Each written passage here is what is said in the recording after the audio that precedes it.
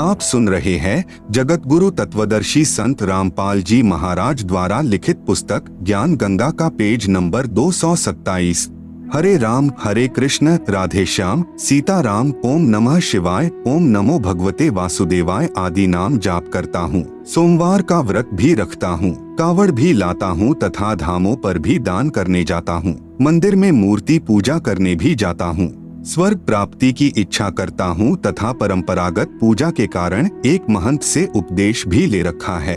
उत्तर, कृपया आप पुनर्उपरोक्त गीता सार को पढ़ो। जब तक तत्व ज्ञान से पूर्ण परिचित आप नहीं होंगे तब तक यह शंका रूपी कांटा खटकता ही रहेगा। जैसे ऊपर उदाहरण है कि उल्टा लटका हुआ संसार रूपी वृक्ष है जिसकी मूल यानी जड़ तो पूर्ण परमात्मा परमेश्वर है। तीनों गुण रूपी यानी रजगुण ब्रह्मा, सतगुण विष्णु, तमगुण शिव शाखाएं हैं। आपने कोई आम का पौधा लगाया है, यदि पौधे की जड़ यानी मूल की सिंचाई यानी पूजा करोगे जिससे वृक्ष बनेगा, फिर उसकी शाखाओं को फल लगेंगे। शाखा तोड़ने को थोड़े ही कहा जाता है। यह देखें सीधा बीजा हुआ भक्ति रूपी पौधा अर्थात शास्त्र विधि अनुसार साधना। इसी प्रकार पूजा तो पूर्ण परमात्मा अर्थात मूल की करनी है, फिर कर्मफल तीनों गुण यानी ब्रह्मा विष्णु शिव रूपी शाखाओं को लगेंगे। इसलिए कुछ भी नहीं छोड़ना है, केवल अपना भक्ति रूपी पौधा सीधा बीजना है अर्थात शास्त्र विधि अनुसार साधना प्रारंभ करनी है। वर्तमान में सर्व पवित्र भक्त समाज शास्त्र विधि त्याग कर मनमाना आचरण कर रहा है अर्थात भक्ति रूपी पौधा उल्टा लगा रखा है। यदि किसी ने ऐसे पौधा बीज रखा हो तो उसे मूर्ख ही कहा जाता है। उल्टा बीजा हुआ भक्ति रूपी पौधे का चित्र जिसे आप पुस्तक में देख सकते हैं। इसीलिए गीता अध्याय 7 श्लोक 12 से 18 तक में तीनों गुणों यानी रजगुण ब्रह्मा जी, सतगुण विष्णु जी, तमगुण शिव जी की पूजा तक ही सीमित बुद्धि रखने वाले जो इनके अतिरिक्त किसी को नहीं पूजते हैं उनको राक्षस स्वभाव को धारण किए हुए मनुष्यों में नीच दुष्कर्म करने वाले मूर्ख कहा है तथा कहा है कि ये मुझे भी नहीं पूजते।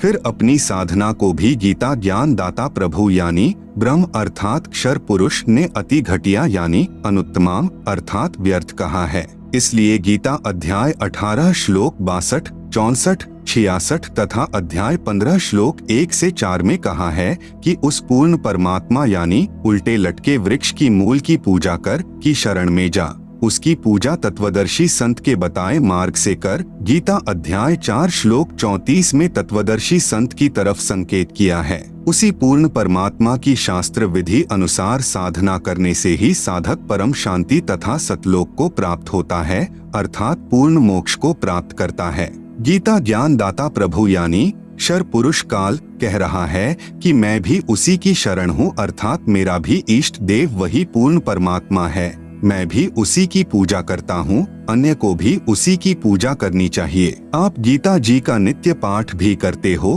तथा साधना गीता जी में वर्णित विधि के विरुद्ध करते हो। आप सुन रहे हैं जगत गुरु तत्वदर्शी संत रामपाल जी महाराज द्वारा लिखित पुस्तक ज्ञान गंगा का पेज नंबर 228।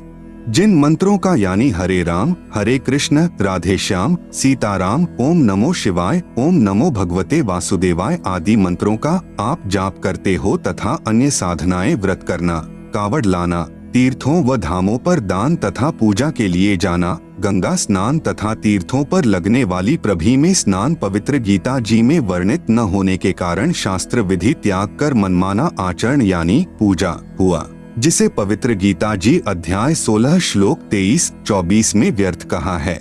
गद्दी तथा महंत परंपरा की जानकारी। महंत व गद्दी परंपरा की जानकारी। किसी एकांत स्थान पर या शहर व किसी गांव में कोई महान आत्मा संत या साधक रहा करता था। उसके शरीर त्यागने के पश्चात उसकी याद बनाए रखने के लिए उनके शरीर के अंतिम संस्कार स्थल पर एक पत्थर या ईंटों की यादगार बना दी जाती है। फिर उस पवित्रात्मा के अनुयायी या वंशज उसकी पत्थर की मूर्ति रख लेते हैं। कुछ समय उपरांत श्रद्धालु जाते हैं, कुछ धन दान करने लग जाते हैं, उसे मंदिर का रूप दे देते हैं तथा उस संत व ऋषि के वंशजों को धन उपार्जन का लालच हो जाता है। वे बहकाना प्रारंभ करते हैं कि जो यहाँ दर्शन करने आता है उसको पूर्ण मोक्ष प्राप्त होता है। सर्व लाभ मिलते हैं जो इसी महापुरुष के जीवन काल में शिष्यों को मिलते थे। यह मूर्ति साक्षात उसी संत जी को ही जानो, जो यहाँ नहीं आएगा उसका मोक्ष संभव नहीं आदि आदि। उन नादानों को कोई पूछे कि जैसे कोई वैद्य था, वह नाड़ी देखकर दवाई देता था, रोगी स्वस्थ हो जाता था। उस वैद्य की मृत्यु के पश्चात उसकी मूर्ति बनाकर स्थापित करके कोई लालची कहे कि यह मूर्ति उसी वैद्य वाला कार्य करती है, जो इसके दर्शन करने आएगा वह पूर्ण स्वस्थ हो जाएगा, या स्वयं नकली वैद्य बनकर कोई बैठ जाए कि मैं भी दवाई देता हूँ, परंतु सर्व उपचार औषधि के ग्रंथ के विपरीत दे रहा है, वह धोखा दे रहा है, क्योंकि केवल धन उपार्जन उसका उद्देश्य है। किसी भी संत या प्रभु की मूर्ति आदरणीय यादगार तो है, परंतु पूजनीय नहीं है। ऐसे ही किसी संत या प्रभु की मूर्ति बनाकर उसकी आड़ में कोई पुजारी व महंत कहे कि मैं भी नाम देता हूँ, वह महानुभाव सर्व साधना उसी पवित्र शास्त्र के विपरीत दे रहा है, जो उस महान संत ने अपने अनुभव का लिखा है। तो वह नकली संत व महंत स्वयं भी दोषी है तथा अनुयायियों का भी जीवन व्यर्थ करने का भार अपने शीश पर ले रहा है।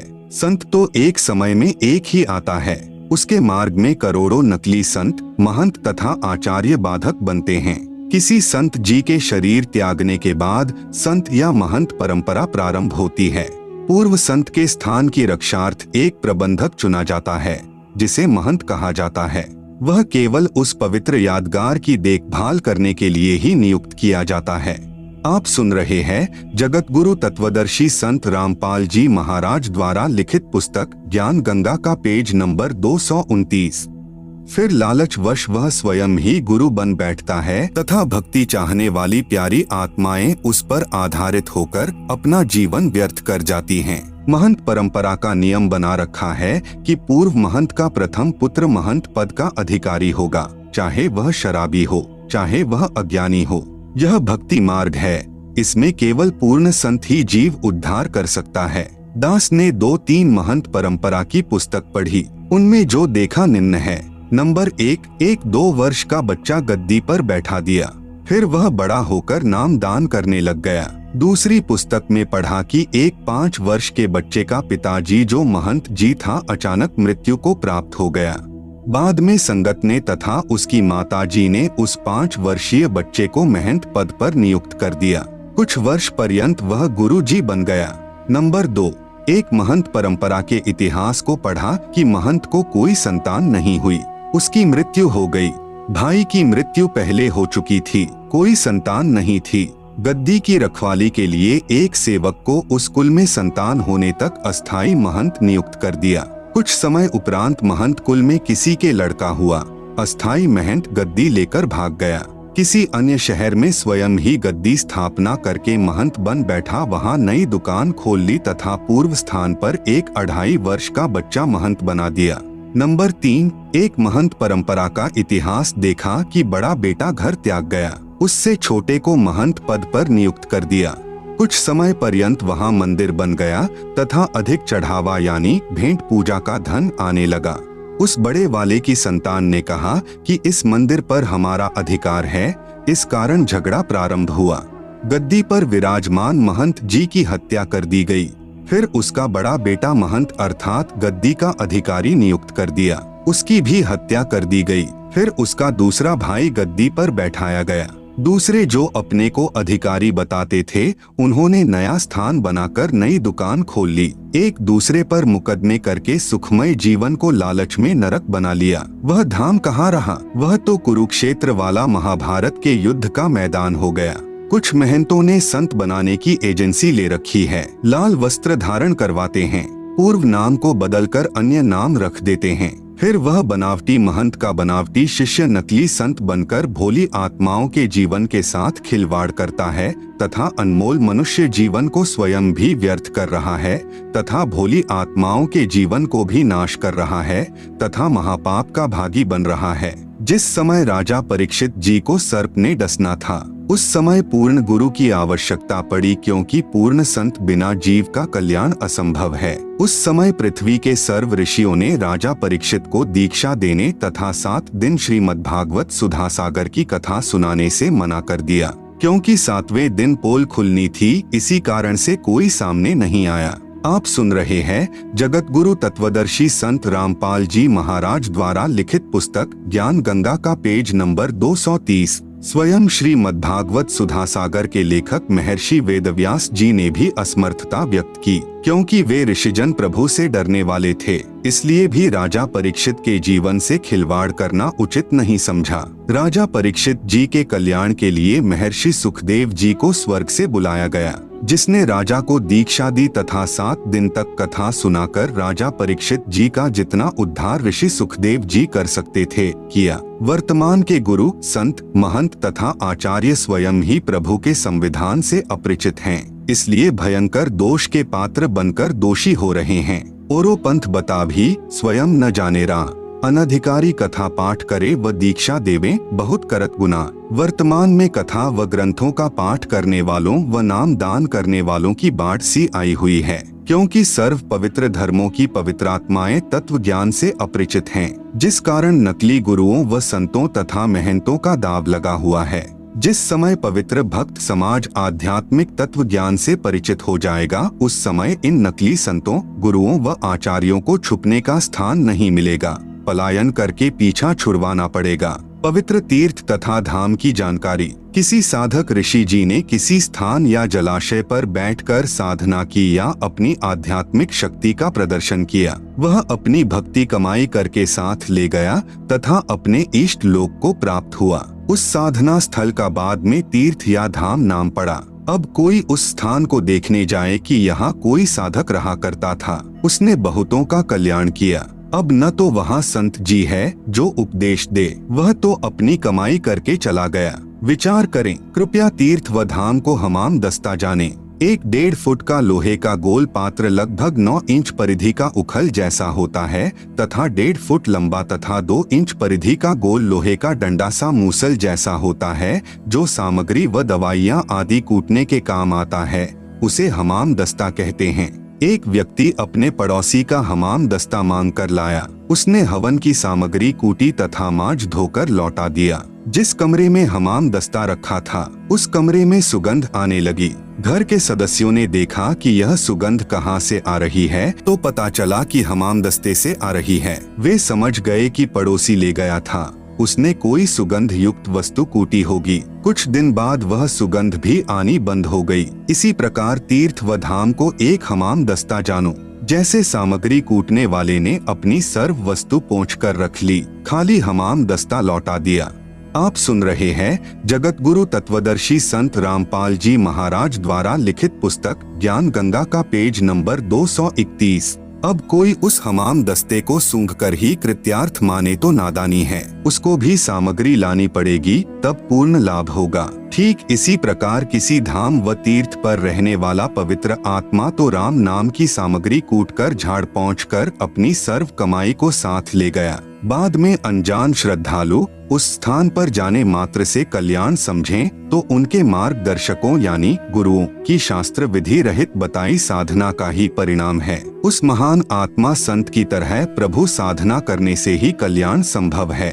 उसके लिए तत्वदर्शी संत की खोज करके उससे उपदेश लेकर आजीवन भक्ति करके मोक्ष प्राप्त करना चाहिए। शास्त्र विधि अनुकूल सत साधना मुझ दास के पास उपलब्ध है, कृपया निशुल्क प्राप्त करें। श्री अमरनाथ धाम की स्थापना कैसे हुई? भगवान शंकर जी ने पार्वती जी को एकांत स्थान पर उपदेश दिया था, जिस कारण से माता पार्वती जी इतनी मुक्त हो गई कि जब तक प्रभु शिव जी तमोगुण की मृत्यु नहीं होगी, तब तक उमा जी की भी मृत्यु नहीं होगी। 7 ब्रह्मा जी रजोगुण की मृत्यु के उपरांत भगवान विष्णु सतोगुण की मृत्यु होगी। 7 विष्णु जी की मृत्यु के पश्चात शिव जी की मृत्यु होगी, तब माता पार्वती जी भी मृत्यु को प्राप्त होगी, पूर्ण मोक्ष नहीं हुआ। फिर भी जितना लाभ पार्वती जी को हुआ वह भी अधिकारी से उपदेश मंत्र लेकर हुआ। बाद में श्रद्धालुओं ने उस स्थान की याद बनाए रखने के लिए उसको सुरक्षित रखा तथा दर्शक जाने लगे। जैसे यह दास यानी संत रामपाल स्थान स्थान पर जाकर सत्संग करता है, वहाँ पर खीर व हलवा भी बनाया जाता है। जो भक्तात्मा उपदेश प्राप्त कर लेता है उसका कल्याण हो जाता है। सत्संग समापन के उपरांत सर्व टेंट आदि उखाड़कर दूसरे स्थान पर सत्संग के लिए चले गए। पूर्व स्थान पर केवल मिट्टी या ईंटों की बनाई भट्ठी व चूल्हे शेष छोड़ दिए। फिर कोई उसी शहर के व्यक्ति से कहे कि आओ आपको वह स्थान दिखाकर लाता हूँ जहाँ संत रामपाल दास जी का सत्संग हुआ था, खीर बनाई थी। बाद में उन भट्ठियों को देखने जाने वाले को न तो खीर मिले, न ही सत्संग के अमृत वचन सुनने को मिले, न ही उपदेश प्राप्त हो सकता जिससे कल्याण हो सके। उसके लिए संत ही खोजना पड़ेगा। जहाँ सत्संग चल रहा हो वहाँ पर सर्व कार्य सिद्ध होंगे। ठीक इसी प्रकार तीर्थों व धामों पर जाना तो उस यादगार स्थान रूपी भट्ठी को देखना मात्र ही है। यह पवित्र गीता जी में वर्णित न होने से शास्त्र विरुद्ध हुई, जिससे कोई लाभ नहीं। प्रमाण पवित्र गीता अध्याय 16 मंत्र 23-24। तत्व ज्ञानहीन संतों व महंतों तथा आचार्यों द्वारा भ्रमित श्रद्धालु तीर्थों व धामों पर आत्म कल्याणार्थ जाते हैं। श्री अमरनाथ जी की यात्रा पर गए श्रद्धालु 3-4 बार बर्फानी तूफान में दबकर मृत्यु को प्राप्त हुए। प्रत्येक बार मरने वालों की संख्या हजारों होती थी। आप सुन रहे हैं जगत गुरु तत्वदर्शी संत रामपाल जी महाराज द्वारा लिखित पुस्तक ज्ञान गंगा का पेज नंबर 232। विचारणीय विषय है कि यदि श्री अमरनाथ जी के दर्शन व पूजा लाभदायक होती तो क्या भगवान शिव उन श्रद्धालुओं की रक्षा नहीं करते? अर्थात प्रभु शिव जी भी शास्त्र विरुद्ध साधना से अप्रसन्न हैं। वैष्णो देवी के मंदिर की स्थापना कैसे हुई? जब सती जी यानी उमा देवी अपने पिता राजा दक्ष के हवन कुंड में छलांग लगाने से जलकर मृत्यु को प्राप्त हुई। भगवान शिव जी उसकी अस्थियों के कंकाल को मोहवश सती जी यानी पार्वती जी जानकर 10,000 वर्ष तक कंधे पर लिए पागलों की तरह घूमते रहे। भगवान विष्णु जी ने सुदर्शन चक्र से सती जी के कंकाल को छिन्न भिन्न कर दिया। जहां धड़ गिरा वहां पर उसको जमीन में गाड़ दिया गया। इस धार्मिक घटना की याद बनाए रखने के लिए उसके ऊपर एक मंदिर जैसी यादगार बना दी कि कहीं आने वाले समय में कोई यह न कह दे कि पुराण में गलत लिखा है। उस मंदिर में एक स्त्री का चित्र रख दिया, उसे वैष्णो देवी कहने लगे। उसकी देख रेख व श्रद्धालु दर्शकों को उस स्थान की कहानी बताने के लिए एक नेक व्यक्ति नियुक्त किया गया। उसको अन्य धार्मिक व्यक्ति कुछ वेतन देते थे। बाद में उसके वंशजों ने उस पर भेंट यानी दान लेना प्रारंभ कर दिया तथा कहने लगे कि एक व्यक्ति का व्यापार ठप हो गया था। माता के 100 रुपए संकल्प किए, एक नारियल चढ़ाया, वह बहुत धनवान हो गया। एक निसंतान दंपति था, उसने माता के 200 रुपए, एक साड़ी, एक सोने का गले का हार चढ़ाने का संकल्प किया। उसको पुत्र प्राप्त हो गया। इस प्रकार भोली आत्माएं इन दंत कथाओं पर आधारित होकर अपनी पवित्र गीता जी तथा पवित्र वेदों को भूल गए, जिसमें वह सर्व साधनाएं शास्त्र विधि रहित लिखी हैं, जिसके कारण न कोई सुख होता है, न कोई कार्य सिद्ध होता है, न ही परम गति अर्थात मुक्ति होती है। प्रमाण पवित्र गीता अध्याय 16 मंत्र 23-24। इसी प्रकार जहाँ देवी की आंखें गिरी वहाँ नैना देवी का मंदिर व जहाँ जिह्वा गिरी वहाँ श्री ज्वाला जी के मंदिर तथा जहाँ धड़ गिरा वहाँ वैष्णो देवी के मंदिर की स्थापना हुई। पुरी में श्री जगन्नाथ जी का मंदिर अर्थात धाम कैसे बना? उड़ीसा प्रांत में एक इंद्रदमन नाम का राजा था। वह भगवान श्री कृष्ण जी का अनन्य भक्त था। एक रात्रि को श्री कृष्ण जी ने राजा को स्वप्न में दर्शन देकर कहा कि जगन्नाथ नाम से मेरा एक मंदिर बनवा दे। श्री कृष्ण जी ने यह भी कहा था कि इस मंदिर में मूर्ति पूजा नहीं करनी है, केवल एक संत छोड़ना है जो दर्शकों को पवित्र गीता अनुसार ज्ञान प्रचार करे। समुद्र तट पर वह स्थान भी दिखाया जहाँ मंदिर बनाना था। सुबह उठकर राजा इंद्रदमन ने अपनी पत्नी को बताया कि आज रात्रि को भगवान श्री कृष्ण जी दिखाई दिए, मंदिर बनवाने के लिए कहा है। आप सुन रहे हैं जगत गुरु तत्वदर्शी संत रामपाल जी महाराज द्वारा लिखित पुस्तक ज्ञान गंगा का पेज नंबर 233। रानी ने कहा, शुभ कार्य में देरी क्या, सर्व संपत्ति उन्हीं की दी हुई है, उन्हीं को समर्पित करने में क्या सोचना है। राजा ने उस स्थान पर मंदिर बनवा दिया जो श्री कृष्ण जी ने स्वप्न में समुद्र के किनारे पर दिखाया था। मंदिर बनने के बाद समुद्री तूफान उठा, मंदिर को तोड़ दिया, निशान भी नहीं बचा कि यहाँ मंदिर था। ऐसे राजा ने 5 बार मंदिर बनवाया, 5 बार समुद्र ने तोड़ दिया। राजा ने निराश होकर मंदिर न बनवाने का निर्णय ले लिया। यह सोचा कि न जाने समुद्र मेरे से कौन से जन्म का प्रतिशोध ले रहा है। कोष रिक्त हो गया, मंदिर बना नहीं। कुछ समय उपरांत पूर्ण परमेश्वर यानी कबीरदेव ज्योति निरंजन यानी काल को दिए वचन अनुसार राजा इंद्रदमन के पास आए तथा राजा से कहा, आप मंदिर बनवाओ, अब के समुद्र मंदिर यानी महल नहीं तोड़ेगा। राजा ने कहा, संत जी मुझे विश्वास नहीं है, मैं भगवान श्री कृष्ण यानी विष्णु जी के आदेश से मंदिर बनवा रहा हूँ। श्री कृष्ण जी समुद्र को नहीं रोक पा रहे हैं। 5 बार मंदिर बनवा चुका हूँ, यह सोचकर कि कहीं भगवान मेरी परीक्षा ले रहे हों, परंतु अब तो परीक्षा देने योग्य भी नहीं रहा हूँ क्योंकि कोष भी रिक्त हो गया है। अब मंदिर बनवाना मेरे वश की बात नहीं। परमेश्वर ने कहा, इंद्रदमन, जिस परमेश्वर ने सर्व ब्रह्मांडों की रचना की है वही सर्व कार्य करने में सक्षम है, अन्य प्रभु नहीं। मैं उस परमेश्वर की वचन शक्ति प्राप्त हूँ। मैं समुद्र को रोक सकता हूँ यानी अपने आप को छुपाते हुए सत कह रहे थे। राजा ने कहा कि संत जी मैं नहीं मान सकता कि श्री कृष्ण जी से भी कोई प्रबल शक्ति युक्त प्रभु है। जब वे ही समुद्र को नहीं रोक सके तो आप कौन से खेत की मूली हो। मुझे विश्वास नहीं होता तथा न ही मेरी वित्तीय स्थिति मंदिर यानी महल बनवाने की है। संत रूप में आए कबीरदेव यानी कबीर परमेश्वर ने कहा, राजन, यदि मंदिर बनवाने का मन बने तो मेरे पास आ जाना, मैं अमुक स्थान पर रहता हूँ, अब के समुद्र मंदिर को नहीं तोड़ेगा। यह कहकर प्रभु चले आए। उसी रात्रि में प्रभु श्री कृष्ण जी ने फिर राजा इंद्रदमन को दर्शन दिए तथा कहा, इंद्रदमन, एक बार फिर महल बनवा दे। जो तेरे पास संत आया था उससे संपर्क करके सहायता की याचना कर ले। वह ऐसा वैसा संत नहीं है, उसकी भक्ति शक्ति का कोई वार पार नहीं है। राजा इंद्रदमन नींद से जागा, स्वप्न का पूरा वृतांत अपनी रानी को बताया। रानी ने कहा, प्रभु कह रहे हैं तो आप मत चुको, प्रभु का महल फिर बनवा दो। रानी की सद्भावना युक्त वाणी सुनकर राजा ने कहा, अब तो कोष भी खाली हो चुका है, यदि मंदिर नहीं बनवाऊंगा तो प्रभु अप्रसन्न हो जाएंगे। मैं तो धर्म संकट में फंस गया हूँ। रानी ने कहा, मेरे पास गहने रखे हैं, उनसे आसानी से मंदिर बन जाएगा। आप यह गहने लो तथा प्रभु के आदेश का पालन करो। यह कहते हुए रानी ने सर्व गहने जो घर रखे थे तथा जो पहन रखे थे निकालकर प्रभु के निमित्त अपने पति के चरणों में समर्पित कर दिए। आप सुन रहे हैं जगत गुरु तत्वदर्शी संत रामपाल जी महाराज द्वारा लिखित पुस्तक ज्ञान गंगा का पेज नंबर 234। राजा इंद्रदमन उस स्थान पर गया जो परमेश्वर ने संत रूप में आकर बताया था। कबीर प्रभु अर्थात अपरिचित संत को खोजकर समुद्र को रोकने की प्रार्थना की।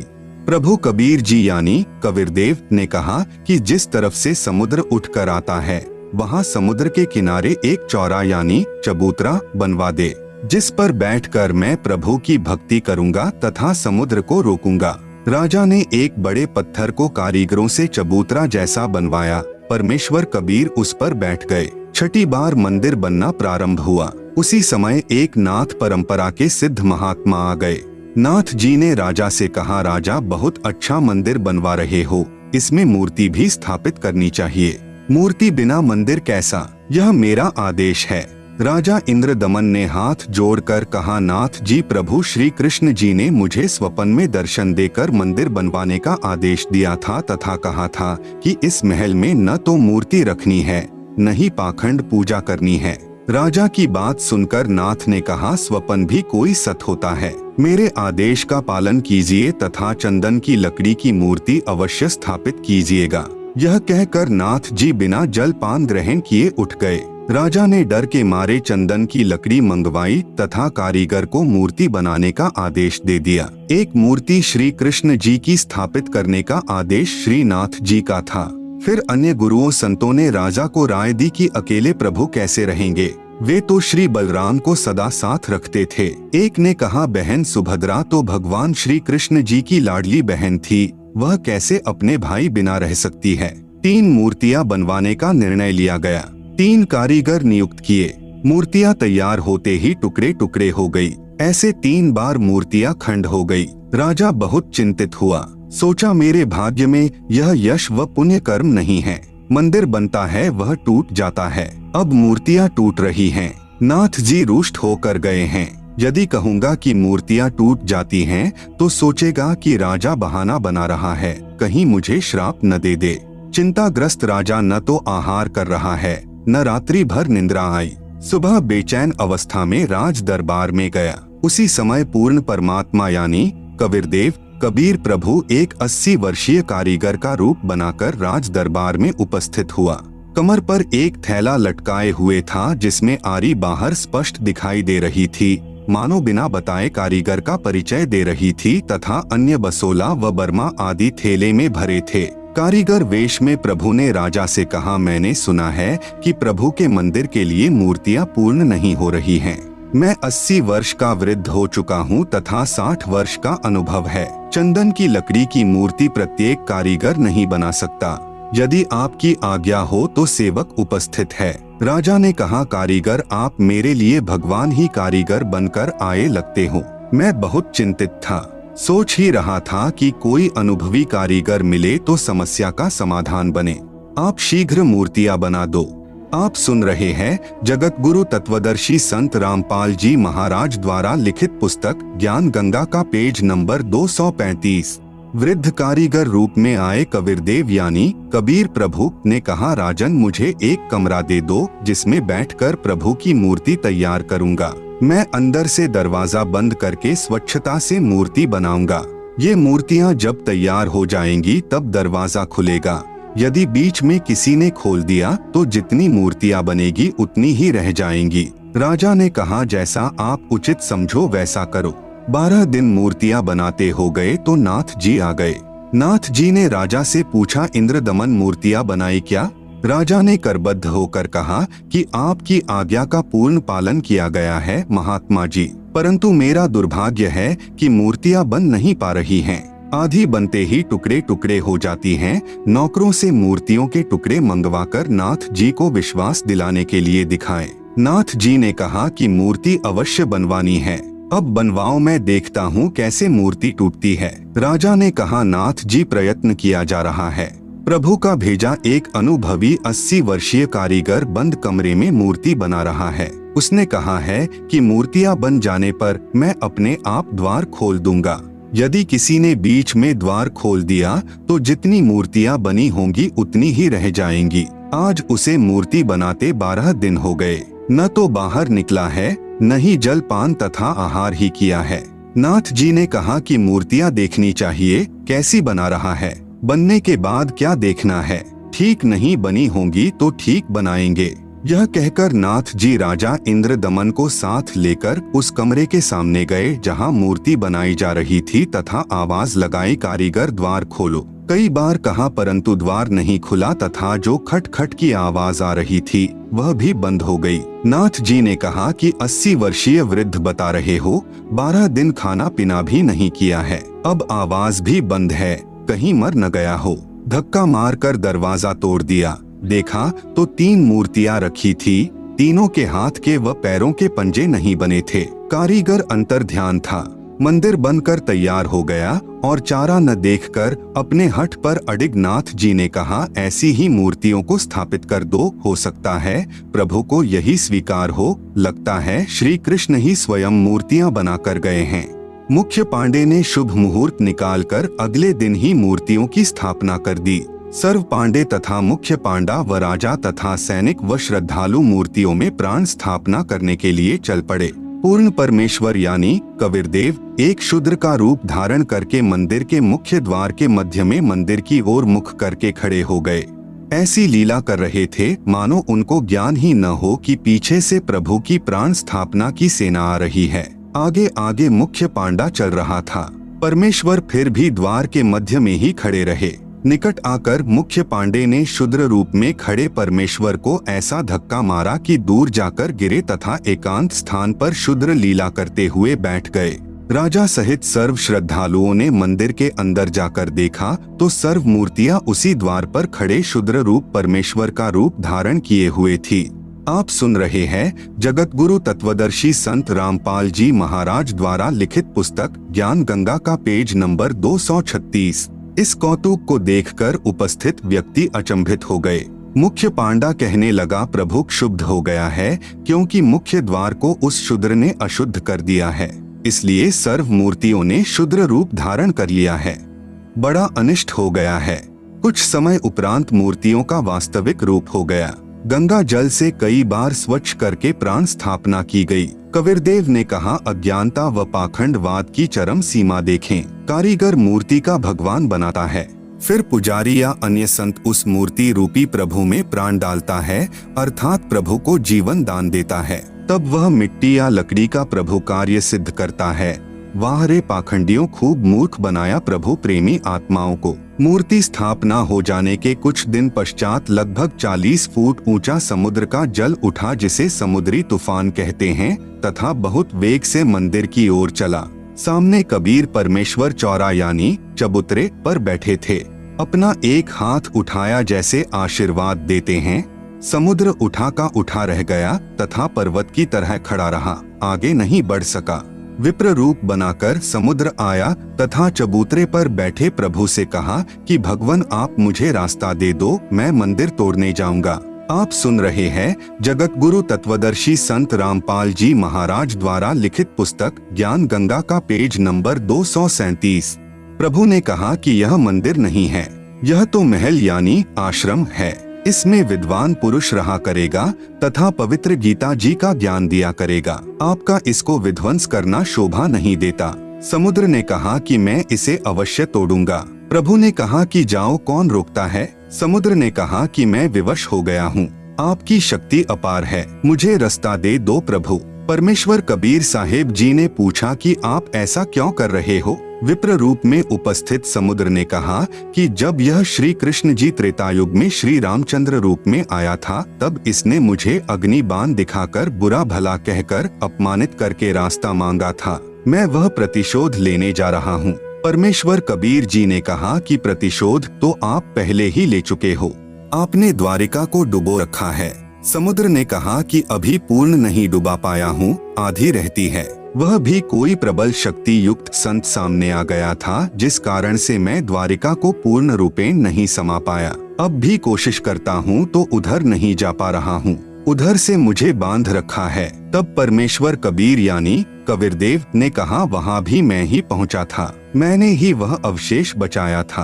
अब जा शेष बची द्वारिका को भी निगल ले, परंतु उस यादगार को छोड़ देना जहाँ श्री कृष्ण जी के शरीर का अंतिम संस्कार किया गया था। श्री कृष्ण जी के अंतिम संस्कार स्थल पर बहुत बड़ा मंदिर बना दिया गया। यह यादगार प्रमाण बना रहेगा कि वास्तव में श्री कृष्ण जी की मृत्यु हुई थी तथा पंच भौतिक शरीर छोड़ गए थे। नहीं तो आने वाले समय में कहेंगे कि श्री कृष्ण जी की तो मृत्यु ही नहीं हुई थी। आज्ञा प्राप्त कर शेष द्वारिका को भी समुद्र ने डुबो लिया। परमेश्वर कबीर जी यानी कबीरदेव ने कहा, अब आप आगे से कभी भी इस जगन्नाथ मंदिर को तोड़ने का प्रयत्न नहीं करना तथा इस महल से दूर चला जा।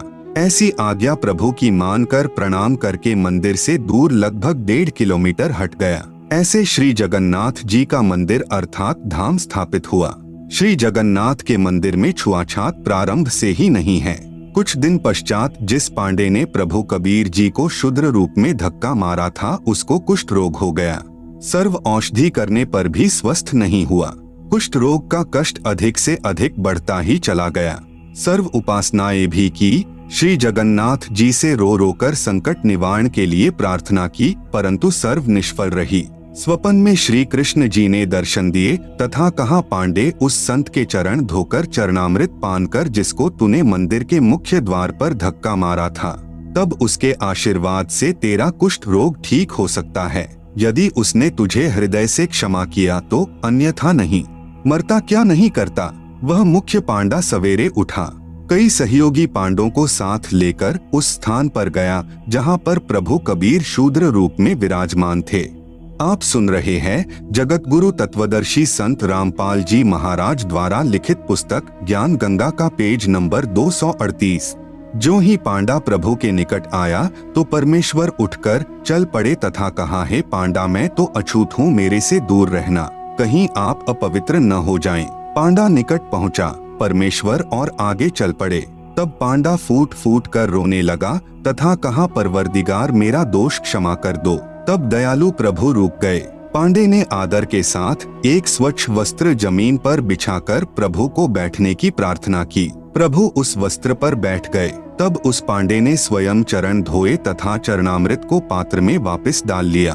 प्रभु कबीर जी ने कहा, पांडे 40 दिन तक इसे पीना भी तथा स्नान करने वाले जल में कुछ डालकर स्नान करते रहना। 40वें दिन तेरा कुष्ठ रोग समाप्त होगा। तथा कहा कि भविष्य में भी इस जगन्नाथ जी के मंदिर में किसी ने छुआछात किया तो उसको भी दंड मिलेगा।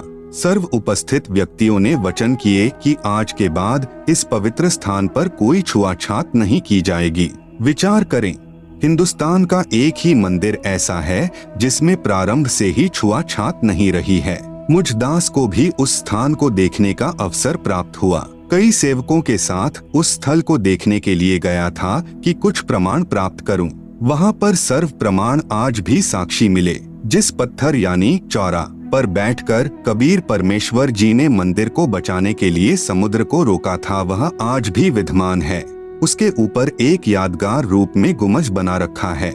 वहां पर बहुत पुरातन महंत यानी रखवाला परंपरा से एक आश्रम भी विद्यमान है। वहां पर लगभग 70 वर्षीय वृद्ध महंत जी से उपरोक्त मंदिर की समुद्र से रक्षा की जानकारी चाहिए तो उसने भी यही बताया तथा कहा कि मेरे पूर्वज कई पीढ़ी से यहाँ पर महंत यानी रखवाले रहे हैं। यहाँ पर ही श्री धर्मदास साहेब व उनकी पत्नी भक्तमती आमनी देवी ने शरीर त्यागा था। दोनों की समाधियां भी साथ साथ बनी दिखाई। फिर हम श्री जगन्नाथ जी के मंदिर में गए। वहाँ पर मूर्ति पूजा आज भी नहीं है, परंतु प्रदर्शनी अवश्य लगा रखी है। जो 3 मूर्तियां भगवान श्री कृष्ण जी तथा श्री बलराम जी व बहन सुभद्रा जी की मंदिर के अंदर स्थापित हैं, उनके दोनों हाथों के पंजे नहीं हैं, दोनों हाथ टूंडे हैं। उन मूर्तियों की भी पूजा नहीं होती, केवल दर्शनार्थ रखी हैं। वहाँ पर एक गाइड पांडे से पूछा कि सुना है कि यह मंदिर 5 बार समुद्र ने तोड़ा था, पुनर्बनवाया था। समुद्र ने क्यों तोड़ा? फिर किसने समुद्र को रोका? पांडे ने कहा, इतना तो मुझे पता नहीं। यह सर्व कृपा जगन्नाथ जी की थी, उन्होंने ही समुद्र को रोका था। सुना तो है कि समुद्र ने 3 बार मंदिर को तोड़ा था। मैंने फिर प्रश्न किया कि प्रथम बार ही क्यों न समुद्र रोका प्रभु ने? पांडे ने उत्तर दिया कि लीला है जगन्नाथ की। मैंने फिर पूछा कि इस मंदिर में छुआछात है या नहीं? उसने कहा, जब से मंदिर बना है यहाँ कोई छुआछात नहीं है। आप सुन रहे हैं जगत गुरु तत्वदर्शी संत रामपाल जी महाराज द्वारा लिखित पुस्तक ज्ञान गंगा का पेज नंबर 239। मंदिर में शूद्र तथा पांडा एक थाली या पत्तल में खाना खा सकते हैं, कोई मना नहीं करता। मैंने प्रश्न किया, पांडे जी अन्य हिंदू मंदिरों में तो पहले बहुत छुआछात थी, इसमें क्यों नहीं? प्रभु तो वही है। पांडे का उत्तर था, लीला है जगन्नाथ की।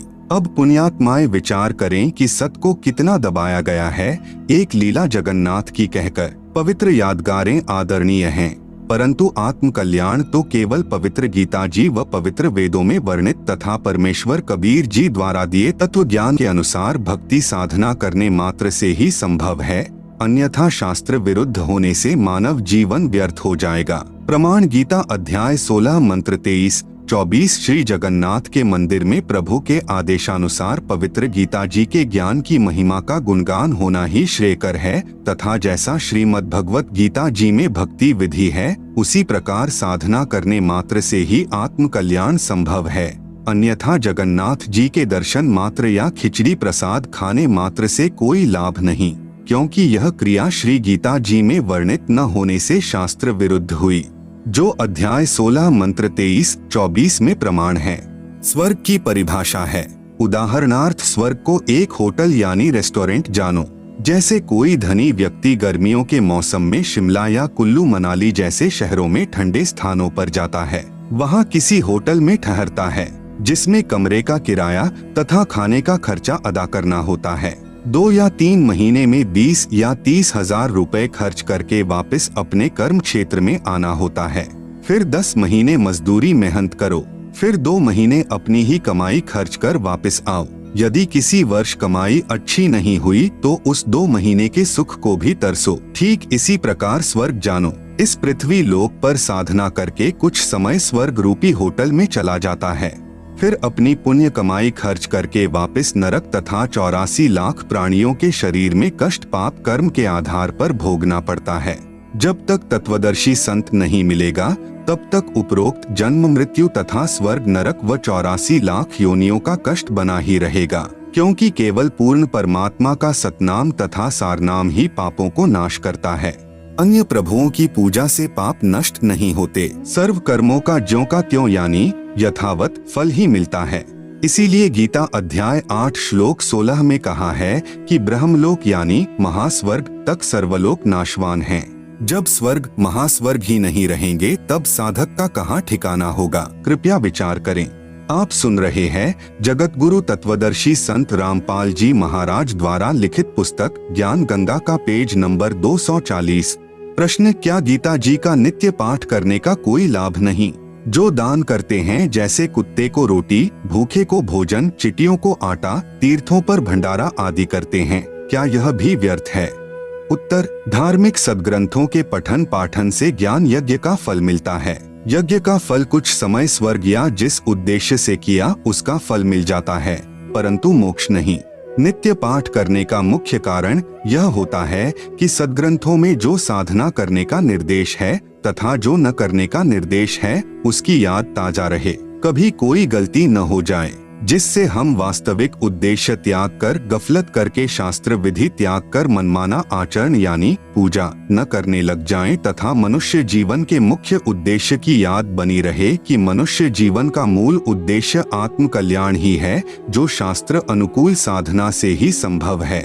जैसे एक जमींदार को वृद्धावस्था में पुत्र की प्राप्ति हुई। किसान ने सोचा जब तक बच्चा जवान होगा, अपने खेती बाड़ी के कार्य को संभालने योग्य होगा, कहीं मेरी मृत्यु न हो जाए। इसलिए किसान ने अपना अनुभव लिखकर छोड़ दिया तथा अपने पुत्र से कहा कि पुत्र, जब तू जवान हो तब अपने खेती बाड़ी के कार्य को समझने के लिए इस मेरे अनुभव के लेख को प्रतिदिन पढ़ लेना तथा अपनी कृषि करना। पिताजी की मृत्यु के उपरांत किसान का पुत्र प्रतिदिन पिताजी के द्वारा लिखे अनुभव के लेख को पढ़ता, परंतु जैसा उसमें लिखा है वैसा कर नहीं रहा है। वह किसान का पुत्र क्या धनी हो सकता है? कभी नहीं। वैसे ही करना चाहिए जो पिताजी ने अपना अनुभव लेख में लिखा है। ठीक इसी प्रकार पवित्र गीता जी के पाठ को तो श्रद्धालु नित्य कर रहे हैं, परंतु साधना सदग्रंथ के विपरीत कर रहे हैं। इसलिए गीता अध्याय 16 श्लोक 23-24 के अनुसार व्यर्थ साधना है। जैसे तीनों गुणों यानी रजगुण ब्रह्मा जी, सतगुण विष्णु जी, तमगुण शिव जी की पूजा गीता अध्याय 7 श्लोक 12 से 15 तथा 20 से 23 में मना है, तथा श्राद्ध निकालना अर्थात पितर पूजा, पिंड भरवाना, फूल यानी अस्थियां उठाकर गंगा में क्रिया करवाना, 13वीं 17वीं महीना 6 माही वर्षी आदि करना गीता अध्याय 9 श्लोक 25 में मना है। व्रत रखना गीता अध्याय 6 श्लोक 16 में मना है। लिखा है कि हे अर्जुन, योग यानी भक्ति न तो बिल्कुल न खाने वाले यानी व्रत रखने वाले का सिद्ध होता है, अर्थात व्रत रखना मना है। भूखों को भोजन देना, कुत्तों आदि जीव जंतुओं व पशुओं को आहार कराना आदि बुरा नहीं है, परंतु पूर्ण संत के माध्यम से उनकी आज्ञा अनुसार दान तथा यज्ञ आदि करना ही पूर्ण लाभदायक है। जैसे एक कुत्ता कार के अंदर मालिक वाली सीट पर बैठकर यात्रा करता है, कुत्ते का ड्राइवर मनुष्य होता है, उस पशु को आम मनुष्य से भी अधिक सुविधाएं प्राप्त होती हैं। अलग से कमरा, पंखा तथा कूलर लगा होता है आदि आदि। आप सुन रहे हैं जगत गुरु तत्वदर्शी संत रामपाल जी महाराज द्वारा लिखित पुस्तक ज्ञान गंगा का पेज नंबर 241। जब वह नादान प्राणी मनुष्य शरीर में था, दान भी किया, परंतु मनमाना आचरण यानी पूजा के माध्यम से किया, जो शास्त्र विधि के विपरीत होने के कारण लाभदायक नहीं हुआ। प्रभु का विधान है कि जैसा भी कर्म प्राणी करेगा उसका फल अवश्य मिलेगा। यह विधान तब तक लागू है जब तक तत्वदर्शी संत पूर्ण परमात्मा का मार्गदर्शक नहीं मिलता।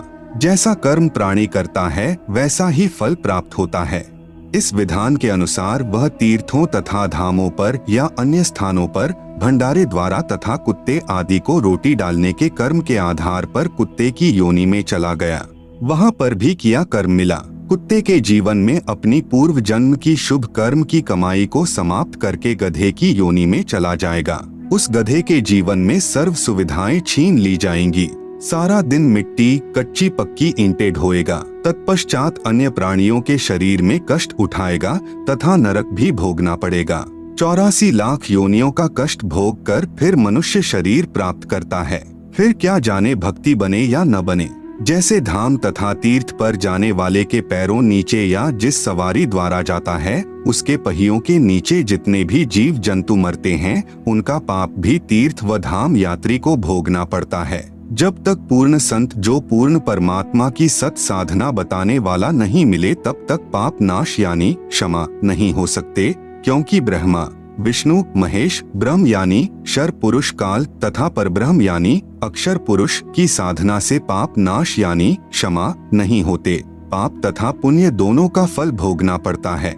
यदि वह प्राणी गीता ज्ञान अनुसार पूर्ण संत की शरण प्राप्त करके पूर्ण परमात्मा की साधना करता तो या तो सतलोक चला जाता या दोबारा मनुष्य शरीर प्राप्त करता। पूर्व पुण्यों के आधार से फिर कोई संत मिल जाता है, वह प्राणी फिर शुभ कर्म करके पार हो जाता है। इसलिए उपरोक्त मनमाना आचरण लाभदायक नहीं है।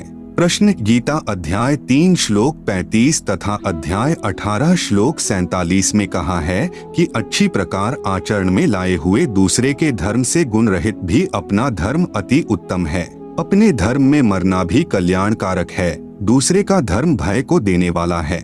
इससे सिद्ध होता है कि जो भी जैसी पूजा करता है उसे त्यागना नहीं चाहिए। अपने धर्म में मरना भी कल्याणकारक है। उत्तर: यदि गीता अध्याय 3 श्लोक 35 तथा अध्याय 18 श्लोक 47 का अर्थ यही है कि जो जैसी पूजा करता है करता रहे, उसे मत त्यागो, तो पवित्र श्रीमद् भगवद गीता जी के ज्ञान की क्या आवश्यकता थी। एक श्लोक बहुत था।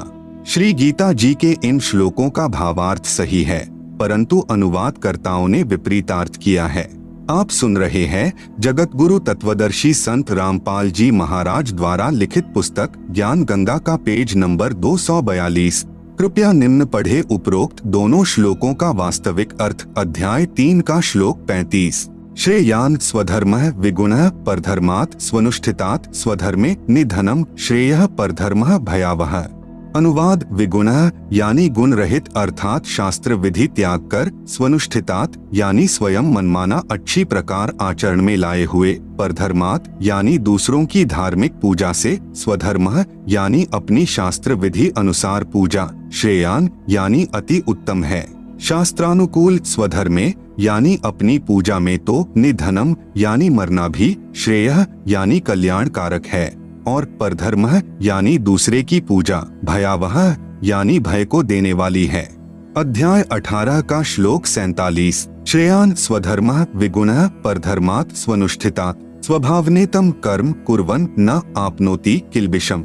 अनुवाद: विगुणः यानी गुण रहित, स्वनुष्ठितात् यानी स्वयं मनमाना अर्थात शास्त्र विधि रहित अच्छी प्रकार आचरण किए हुए, परधर्मात् यानी दूसरे के धर्म अर्थात धार्मिक पूजा से, स्वधर्मः यानी अपना धर्म अर्थात शास्त्र विधि अनुसार धार्मिक पूजा, श्रेयान यानी श्रेष्ठ है, स्वभावनितम यानी स्वयं ही अपने स्वभाव अनुसार बनाए मनमाने आचरण से, कर्म यानी भक्ति कर्म, न यानी मत, कुर्वन यानी करो, किल्बिषम यानी जिससे पाप को, आपनोति यानी प्राप्त होता है। विशेष इसी का प्रमाण गीता अध्याय 17 के श्लोक 1 से 6 में स्पष्ट है।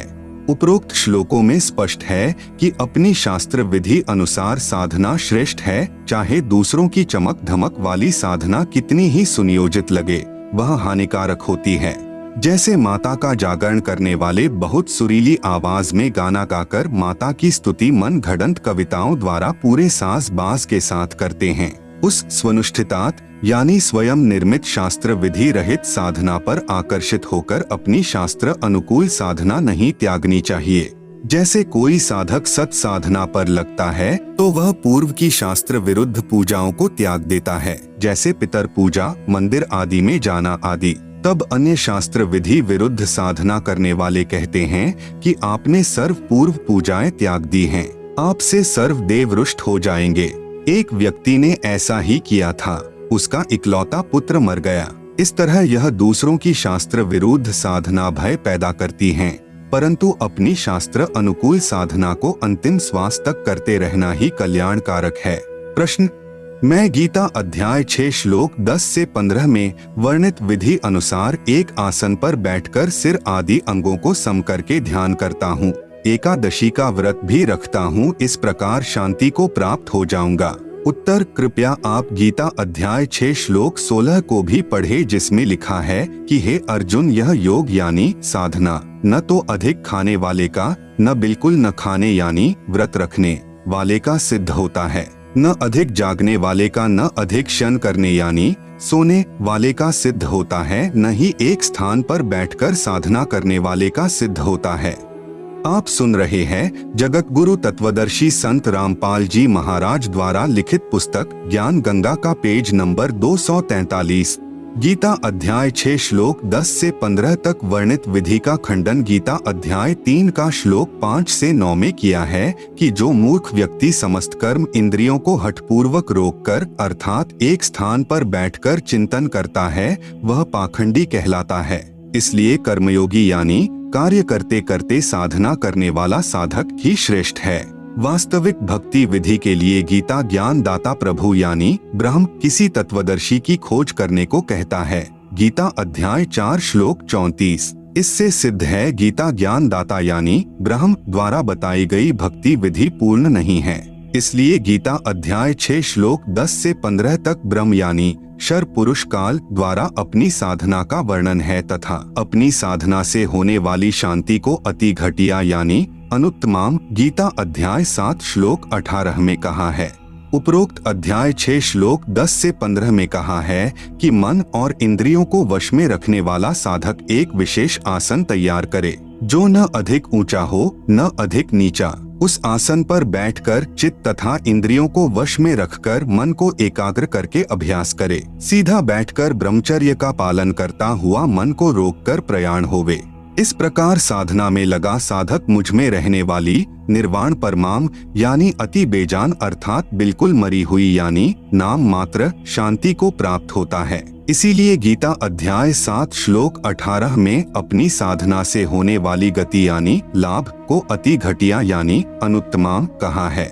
इसी गीता अध्याय 18 श्लोक 62 तथा अध्याय 15 श्लोक 4 में कहा है कि हे अर्जुन, तू परम शांति तथा सतलोक को प्राप्त होगा, फिर पुनर्जन्म नहीं होता, पूर्ण मोक्ष प्राप्त हो जाता है। मैं यानी गीता ज्ञान दाता प्रभु भी उसी आदि नारायण पुरुष परमेश्वर की शरण हूँ, इसलिए दृढ़ निश्चय करके उसी की साधना व पूजा करनी चाहिए। अपनी साधना के अटकल युक्त ज्ञान के आधार पर बताए मार्ग को अध्याय 6 श्लोक 47 में भी स्वयं युक्ततमः मतः अर्थात अज्ञान अंधकार वाले विचार कहा है। अन्य अनुवादकर्ताओं ने में युक्ततमः मत का अर्थ परम श्रेष्ठ मान्य है किया है, जबकि करना था कि यह मेरा अटकल लगाया अज्ञान अंधकार के आधार पर दिया मत है, क्योंकि यथार्थ ज्ञान के विषय में किसी तत्वदर्शी संत से जानने को कहा है। गीता अध्याय 4 श्लोक 34 में वास्तविक अनुवाद गीता अध्याय 6 श्लोक 47 का। अध्याय 6 का श्लोक 47 योगिनाम अपि सर्वेषाम मद्गतेन अंतरात्मना श्रद्धावान भजते यह माम सह में युक्ततमः मतः। अनुवाद मेरे द्वारा दिए भक्ति विचार जो अटकल लगाया हुआ उपरोक्त श्लोक 10 से 15 में वर्णित पूजा विधि जो मैंने अनुमान सा बताया है, पूर्ण ज्ञान नहीं है, क्योंकि सर्वेशाम यानी सर्व, योगिनाम यानी साधकों में, यह यानी जो, श्रद्धावान यानी पूर्ण आस्था से, अंतरात्मना यानी सच्ची लगन से, मदगतेन यानी मेरे द्वारा दिए भक्ति मत के अनुसार, माम यानी मुझे, भजते यानी भजता है, सह यानी वह, अपि यानी भी, युक्ततमः यानी अज्ञा अंधकार से जन्म मरण स्वर्ग नरक वाली साधना में ही लीन है। यह में यानी मेरा, मतः यानी विचार है। आप सुन रहे हैं जगत गुरु तत्वदर्शी संत रामपाल जी महाराज द्वारा लिखित पुस्तक ज्ञान गंगा का पेज नंबर 244। इसी का प्रमाण पवित्र गीता अध्याय 7 श्लोक 18 में तथा गीता अध्याय 5 श्लोक 29 तथा गीता अध्याय 6 श्लोक 15 में स्पष्ट है। इसीलिए गीता अध्याय 18 श्लोक 62 में कहा है कि हे भारत, तू सर्व भाव से उस परमात्मा की शरण में जा उसकी कृपा से ही तू परम शांति को तथा सनातन परम धाम अर्थात सतलोक को प्राप्त होगा। गीता अध्याय 15 श्लोक 4 में कहा है कि जब तुझे गीता अध्याय 4 श्लोक 34 में वर्णित तत्वदर्शी संत मिल जाएं, उसके पश्चात उस परमपद परमेश्वर को भली भांति खोजना चाहिए, जिसमें गए हुए साधक फिर लौटकर इस संसार में नहीं आते, अर्थात जन्म मृत्यु से सदा के लिए मुक्त हो जाते हैं। जिस परमेश्वर ने संसार रूपी वृक्ष की रचना की है, मैं भी उसी आदि पुरुष परमेश्वर की शरण में हूँ, उसी की भक्ति करनी चाहिए। गीता अध्याय 3 श्लोक 5 से 9 में भी गीता अध्याय 6 श्लोक 10 से 15 के ज्ञान को गलत सिद्ध किया है। अर्जुन ने पूछा, प्रभु मन को रोकना बहुत कठिन है। भगवान ने उत्तर दिया, अर्जुन मन को रोकना तो वायु को रोकने के समान है। फिर यह भी कहा है कि निसंदेह कोई भी व्यक्ति किसी भी समय क्षण मात्र भी कर्म किए बिना नहीं रहता। जो महामूर्ख मनुष्य समस्त कर्म इंद्रियों को हठपूर्वक ऊपर से रोककर मन से कुछ न कुछ सोचता रहता है। इसलिए एक स्थान पर हठ योग करके न बैठकर सांसारिक कार्य करते करते यानी कर्मयोग साधना करना ही श्रेष्ठ है। कर्म न करने अर्थात हठ योग से एक स्थान पर बैठकर साधना करने की अपेक्षा कर्म करते करते साधना श्रेष्ठ है। एक स्थान पर बैठकर साधना यानी अकर्मणा करने से तेरा जीवन निर्वाह कैसे होगा। शास्त्र विधि त्याग कर साधना यानी हठ योग एक आसन पर बैठकर करने से कर्म बंधन का कारण है। दूसरा जो शास्त्र अनुकूल कर्म करते करते साधना करना ही श्रेष्ठ है। इसलिए सांसारिक कार्य करता हुआ साधना कर। गीता अध्याय 8 श्लोक 7 में कहा है कि युद्ध भी कर, मेरा स्मरण भी कर, इस प्रकार मुझे ही प्राप्त होगा। गीता अध्याय 7 श्लोक 18 में तथा अध्याय 18 श्लोक 62 में कहा है कि परंतु मेरी साधना से होने वाली गति यानी लाभ अति घटिया यानी अनुत्तमाम है। इसलिए उस परमेश्वर की शरण में जा, जिसकी कृपा से तू परम शांति तथा शाश्वतम स्थानम यानी सतलोक को प्राप्त होगा। उस परमेश्वर की भक्ति विधि तथा पूर्ण ज्ञान यानी तत्व ज्ञान किसी तत्वदर्शी संत की खोज करके उससे पूछ, मैं यानी गीता ज्ञान दाता ब्रह्मक्षर पुरुष भी नहीं जानता। प्रश्न, गीता अध्याय 15 श्लोक 18 में कहा है कि मैं लोक में वेद में पुरुषोत्तम नाम से प्रसिद्ध हूँ। इससे तो यही सिद्ध हुआ कि गीता ज्ञान दाता प्रभु ही सर्वशक्तिमान है तथा गीता अध्याय 12 पूर्ण ही गीता ज्ञान दाता की ही महिमा कह रहा है। उत्तर, गीता जी में गीता ज्ञान दाता प्रभु अपनी साधना तथा समर्थता भी कह रहा है तथा साथ साथ उस पूर्ण परमात्मा की महिमा भी कह रहा है तथा उस परमेश्वर की साधना के लिए तत्वदर्शी संत की ओर संकेत भी कर रहा है। गीता अध्याय 12 पूरा ब्रह्म यानी क्षर पुरुष यानी काल की महिमा से परिपूर्ण है तथा गीता अध्याय 13 सारा उस